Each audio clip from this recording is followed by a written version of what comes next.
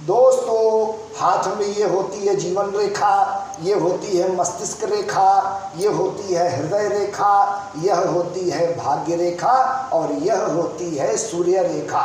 मस्तिष्क रेखा जीवन रेखा से अलग हटकर निकले और सीधे चलते हुए हथेली के पार चली जाए और मस्तिष्क रेखा की एक शाखा ऊपर की ओर उठे जो सीधे गुरु के पर्वत में पहुंचे और गुरु पर्वत पर एक स्टार का निशान बने और जीवन रेखा के शुरुआत में एक त्रिकोण का निशान बने और भाग्य रेखा की एक शाखा ऊपर की ओर उठे जो मस्तिष्क रेखा को काटे और हृदय रेखा को काट कर सूर्य के पर्वत में पहुंचे और सूर्य पर्वत में पहुंचकर यह भाग्य रेखा की शाखा सूर्य रेखा में जाकर समाहित हो जाए, मिल जाए। मित्रों ध्यान से देखें, समझ में आ जाएगा। दोस्तों, जब मस्तिष्क रेखा जीवन रेखा से अलग होकर निकलती है तो ऐसे लोग बहुत महत्वाकांक्षी होते हैं। ऐसे लोगों की सोच जीवन में कुछ बड़ा करने की होती है, आत्मविश्वास कॉन्फिडेंस गजब का होता है इनका और तेज निर्णय लेते हैं ऐसे लोग। और जिनकी मस्तिष्क रेखा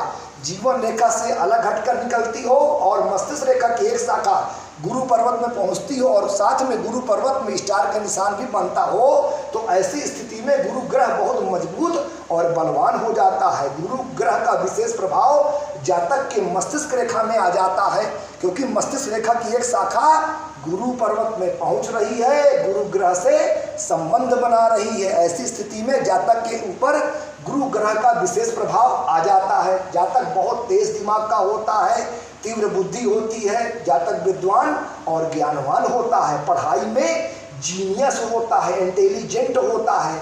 जीवन रेखा के शुरुआत में बना यह त्रिकोण का निशान जातक को बड़ी सफलता प्रदान करता है और भाग्य रेखा से निकलकर सूर्य पर्वत में पहुंचने वाली यह रेखा जातक को जीवन में उच्च सफलता और उच्च पद प्रदान करती है। ऐसे लोग जिस भी क्षेत्र में होते हैं, जिस भी कार्य क्षेत्र में होते हैं, वहां पर बहुत सफल होते हैं और उच्च पद तक पहुंचते हैं। नाम, दौलत, शोहरत सब कुछ इनके पास होता है। बड़े स्तर की सफलता ऐसे लोगों को अपने जीवन में मिलती है। ऐसे लोग अति विशिष्ट होते हैं।